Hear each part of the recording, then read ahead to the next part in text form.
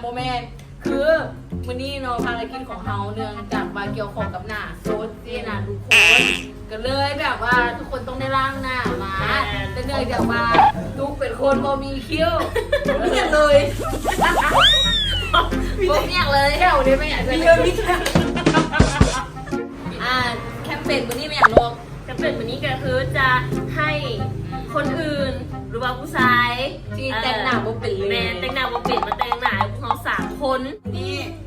เขาสิมีเครื่องสำอางอยู่ในนี่แล้ว แม่ กัน อยู่ในนี่อยู่ในนี่อยู่ในนี่ ขั้นตอนการแต่งหน้าก็จะเริ่มแต่งหน้าแล้วกันหลังเริ่ม แต่มันจะพิเ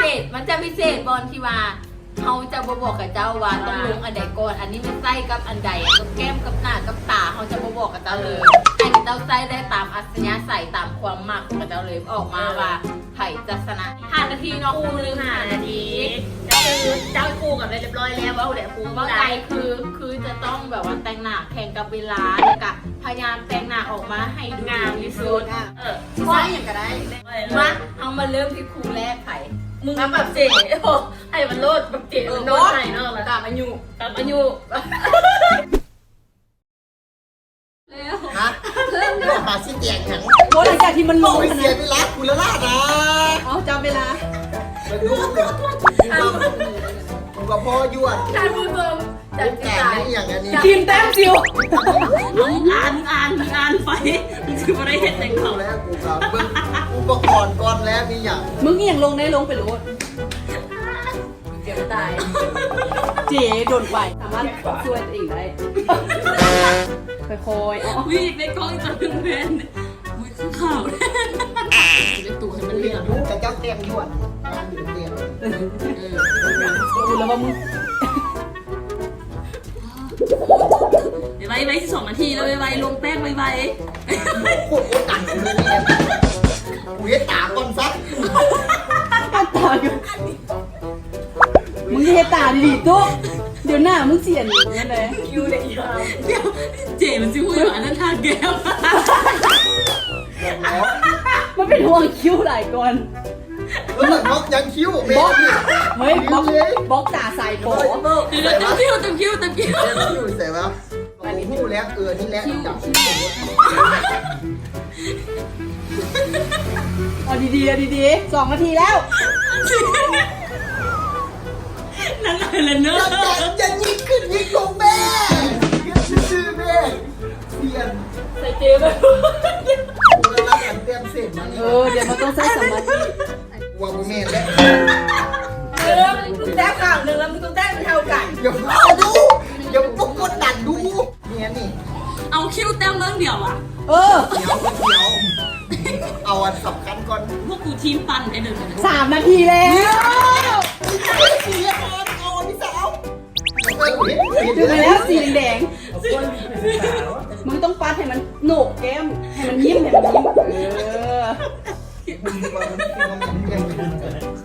ปกติมันอันเต้นชื่อมันก็ต้องเป็นแบบอันแบบคันขวัญปัน ซุปเอาตอน จริงงานเนี่ยนะ คือ คือตัวนี้งามดำจะโปงลงขนาดนั้น อ๋อพวกหัวคิ้วคือมง โอ้ กุฎ พูดแล้วเห็นเป็นซี่มันจริงมันผิดกัน อ๋อบ อมันเป็นแฟชั่น อ๋อมันมาในธีมไฮแฟชั่น มึงเอาดีๆเดี๋ยวมึงทิ้งลงโทษน้ำใจ ประเทศนี้แหละกูมักก็จะมาเห็นกูตลอด ไล่ด่า ไรดัง ผู้ดังตุ๊กคือ ใส่ เปิ หลายคนวะ มึงอาจจะใส่ลายเกิน มาดังเป็นแดง โอ้โหมาเป็นสันเลยจ้ามึงเพิ่งจะทาแต่งหน้าอีกนิดนึงมันขี่โคอีกทีละ ช่วยเอาหัวแม่สิเด็กเจ้าเห็นปัดมันมีว้ายมันจิมันเป็นอะไร ไม่ไหวไม่ไหว อะไรตุ๊กเลือกมึงยังมีสิทธิ์เลือกในตุกนี่แล้ว ว่าสีนี้สอบที่สุดเลยแหละ ดี มืออย่าสั่น โอ้ย โบมีสิทธิ์ โอ้ย แม่กูจิตตกใจเลยมือเงิน กูไม่อยากพูดเลยนะ บ่ได้ พอเริ่มชีวิตเวลาแล้วเราต้องไป เกียบ 9 แปด 8 โอ้ยกูสิเฮ็ดดีดา หก แอบนี่ 5 โต โอ้ย 4 กู 5 7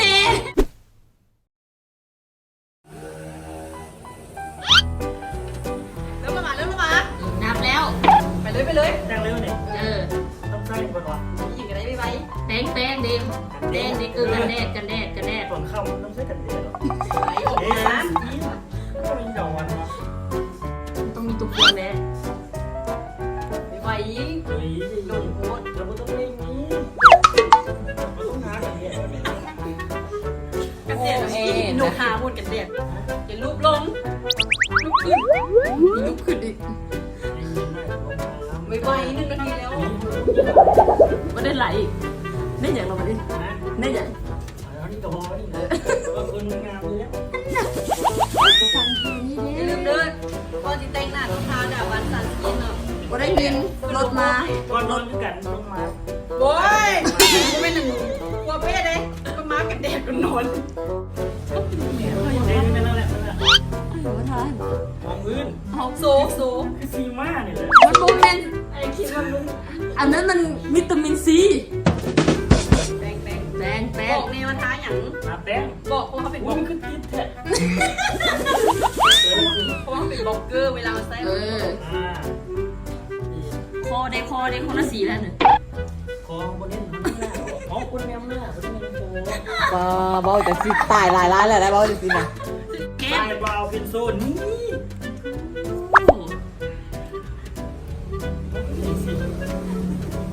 แล้วมันก็เป็นอย่างนี้เลย ห้ามบอกเด้อสิเด้อ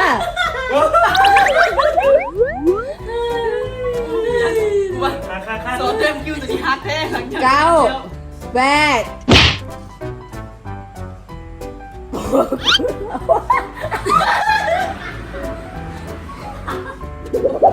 เต็มคิ้วเอาดีๆคิ้วคือมงกุฎของหน้าไม่นะ แดงนั่นน่ะแดงนั่นน่ะ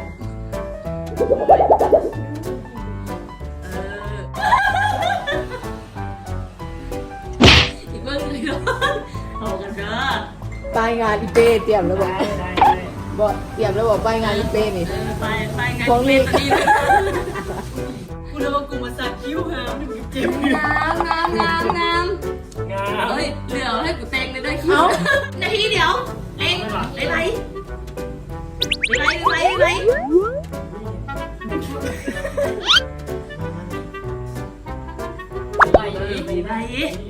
40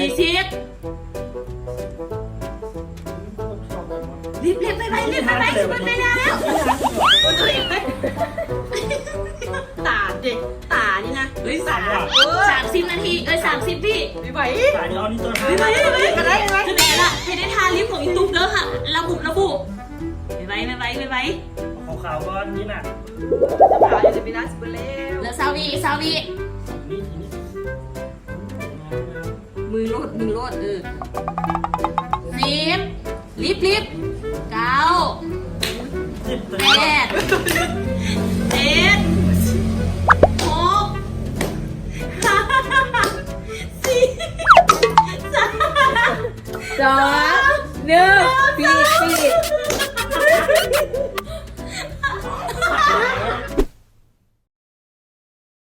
เดี๋ยวต้องมีเดี๋ยวเอามือเอาตีนเอายังกระยาฟาดเป็นรถหน้านะ จับเวลาอยู่เด้ออย่าลืมมาจับเวลา แต่กล้องบ่ให้ออกสาวอะไรเด้อกูแต่งเป็นสาวก็รู้เลย คือท้าสีพัน สีเดียวกันก็ไปก้าวเลยได้เหลืองๆคือกันเลย ไปกัน สปีดแต่พอดีของน้อง พอแล้วลงมาแต่ไหลงาม ทาโคเห็นป่ะทาโคเ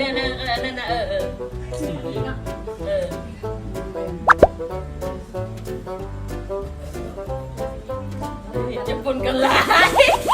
เอาสีเดียวก็ได้ ไป เลยเลยอุ้ยงามดีๆมูจะมุมลงหนุกของหนุกแน่ใช่สิพวกคนละสี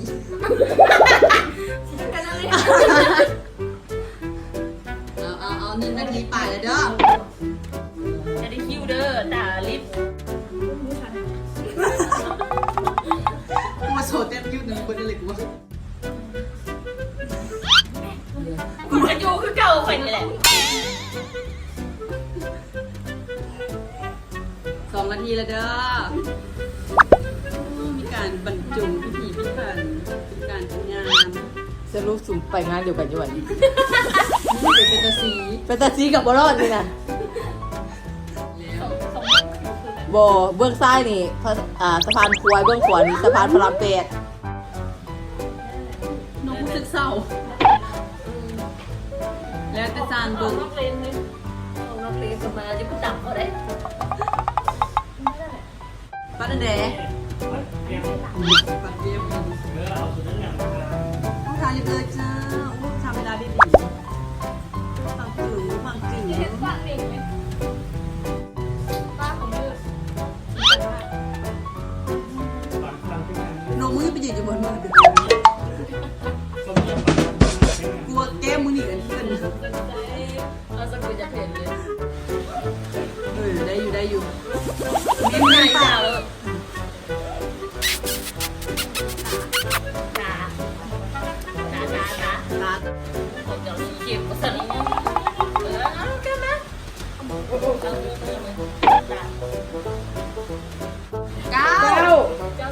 8 7 6 5 4 3 2